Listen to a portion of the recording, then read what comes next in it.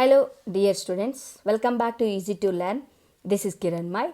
In the previous section we were discussing the topic of trading account. In the final accounts, three accounts will be there: trading account, profit and loss account and balance sheet. Now in this section we can discussing the topic of a profit and loss account.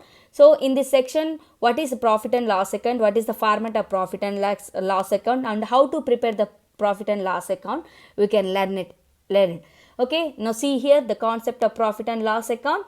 So profit and loss account is an account which includes all indirect expenses and incomes, and it helps to find out the net profit and net loss for the given period. So means of in simple way at a office level, all kinds of transactions, whatever incomes are expenses, we can write one of the account and we can get it in net profit or net loss is called as a profit and loss account. In the year of the ending, we can get it net profit or net loss. In trading account, we get it in gross profit or gross loss. See here, gross profit or gross loss. But in profit and loss account, we get it a net profit and net loss. Okay, see now, particulars amount to gross loss by gross profit, it will be transferred by the transferred from the trading account. Okay, next, all indirect expenses, all indirect incomes, we can write it. Okay, expenses we will write in a debit side, indirect incomes we will write in a credit side. Net profit transfer to balance sheet, net loss transfer to balance sheet. Means of here, income increases to compare the expenses, that is net profit. Means of simple way I can tell you in simple you can remember. So here income is high, expenses is low, that is a net profit. Income is less compared to the expenses, that is net loss. Okay, so this is the thing of the to remember to find out the net profit and net loss. The net profit and net loss will be transferred to the next account, and for last final account is a balance sheet. Okay, so okay, we know the format of the profit and loss account. Now we can find out the what are the indirect expenses. Okay, you remember, you know the direct expenses in the sense of the trading account. Now we can, what are the indirect expenses we will know. Okay, first one, office or administrative expenses. The office all office level of expenses or incomes you can write in the profit and loss account. I can tell you, okay, in before. So here, see here, office or administrative expenses, salaries, rent, rates and taxes, postage, stationery, telephone charges. These are one of the expenses. And next, so another expenses also is there. So see here, selling and distribution expenses. So carriage outwards, bad debits, provision for bad debits. Okay, administratives, advertisements, salesman salary. Okay, next, maintenance and financial charges. So in this one, repairs, interest on loans, depreciation, discounts, commission. So these all are indirect expenses. You remember what are the direct expenses and what are the indirect expenses. Okay, you remember these 2 points, you can prepare the trading account and also profit and loss account. Because of in trading account you write it in direct expenses in debit side. In profit and loss account you write it in debit side indirect expenses. So simple logic is the difference is that one in profit and loss account and the trading account. Okay, now we will see the one small problem. See here, prepare profit and loss account of Kittu Trader for the year. Find 33 2030 from the following information. So in this information you can write and you can prepare the account of profit and loss account. So in this one here some amounts will be there and some accounts will be there, some amount and some particulars like means account. So you can in this given data you can prepare the profit and loss account. We know the format of profit and loss account, you see here one. So this is the format of a profit and loss account, particular amount, and here profit and loss account has on 33 2000 by the Kittu Trader. So we can write this one, it is mandatory.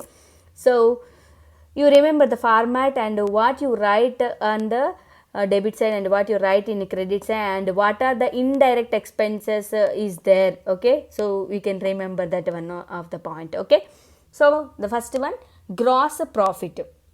So the gross profit, so already I told you trading account the gross profit will be transferred by the profit and loss account. Okay, so in that one first you can write the gross profit. Here gross loss is there in the given problem, we can write in debit side, but here the gross profit will be there, so you can write in credit side simply.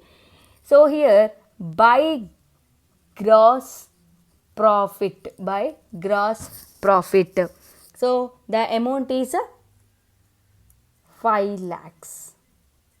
Okay, the next one, salaries.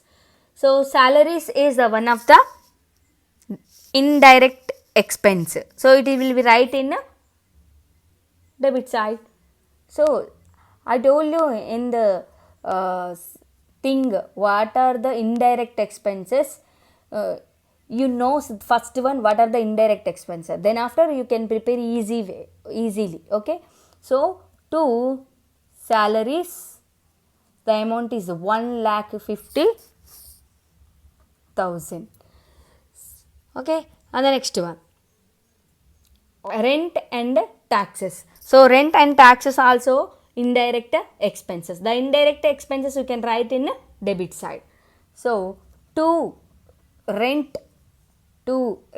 and taxes 38,000. Okay, next, audit fees. Audit fees is one of the expense. These are indirect expenses. So these are indirect expenses. So the indirect expenses you can write in a debit side. So to audit fees. So 10,000. Next, carriage inward. So the carriage inward is the direct expenses. So we don't write any direct expenses. So sometimes in the exam we will confuse. Here carriage inwards is there, carriage outward is there. We can write you remember the thing, direct expenses. So in the direct expenses we write it in carriage inwards. So that's why we don't write here. Okay, so you can write it in indirect expenses only. Okay, so that's why we don't write. Okay, cross it. Now carriage outwards, the carriage outputs is the one of the indirect expenses. So indirect expenses we can write it in debit side. So to carriage outwards the amount is 25,000. And the next one, commission. So commission is the one of the indirect expenses. So the indirect expenses you can write it in debit side. To commission. So the amount is 15,000. Next, interest on investment. So interest on investment. So this is one of the income. We can interest investment. So in the sense of investment is one of the capital. So always you write in capital in credit side. You can use some logics in point of you easily to remember. Okay, so that's why I told you. But interest on investment is always right in credit side is income. So the all incomes you can write in credit side.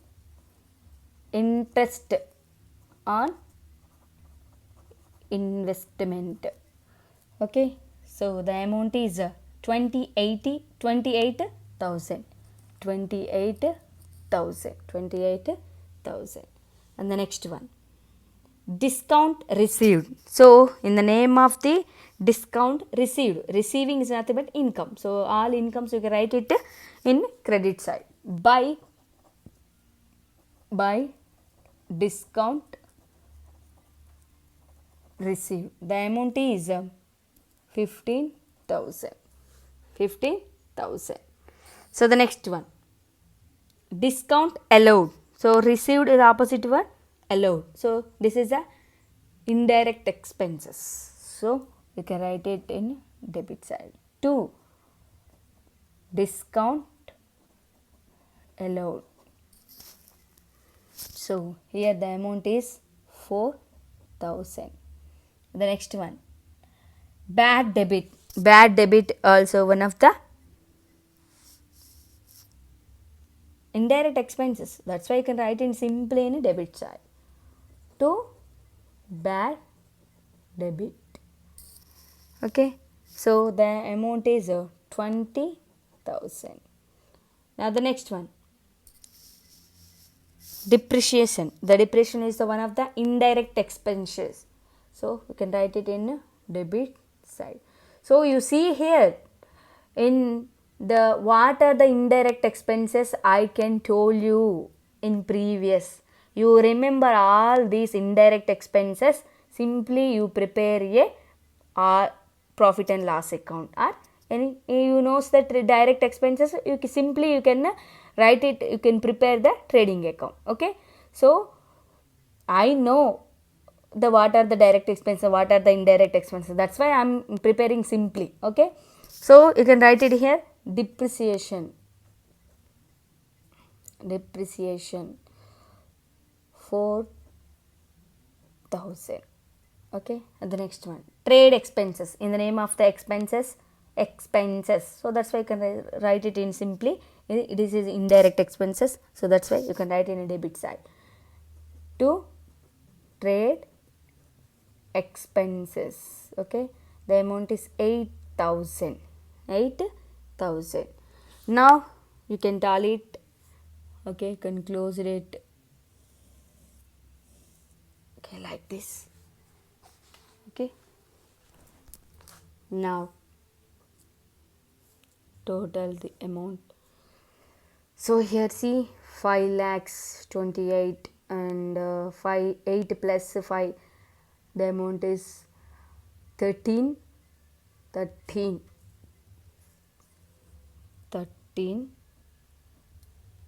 3,000. Okay, 13 2 1 4. So here 5 lakhs. So 5,43,000. So you write it here same also, 5,43,000. So first you checked it, how much amount will be there in debit side and how much amount will be there in credit side. Okay, simply we will see here debit and credit. Okay, in the credit side 5,43,000. Okay, in the debit side some amount will be here. Okay, came 2,74,000 like okay, so the remaining you can less it. Okay, which one is highest amount we can less it, then some amount will be there, that is the profit or loss you can simply. So the rule, we know the rule, income, see simple, you see here incomes are high to compare to the expenses, that is net profit, profit. Okay, incomes are less to compare to the expenses, that is net loss. Okay, in this given in this problem, the credit amount will be high to compare to the debit amount. Okay, so you simply say so like this one also, debit and credit. So debit amount is less to compare to the credit amount, that is profit. So in this net profit, you consider this net profit. Okay, so debit is in high to compare to the credit. Okay, so that is net loss. You can remember like this also. Okay, so here 5,43,000 in credit side, that's it is high amount to compare to the debit side, that's why I am writing it as same amount. So the remaining amount into profit amount is 2,69,000. So to profit 2,69,000, it will be transferred to the balance sheet. This point will be remember in the next account of the balance sheet, we can transfer the net profit amount. Okay, so in this is a simple problem, and it is easy to profit and loss account, but you can concentrate this problem. Okay, and also we can knows the what are the direct expenses and what are the indirect expenses. It is the most important point. Okay, so thank you so much.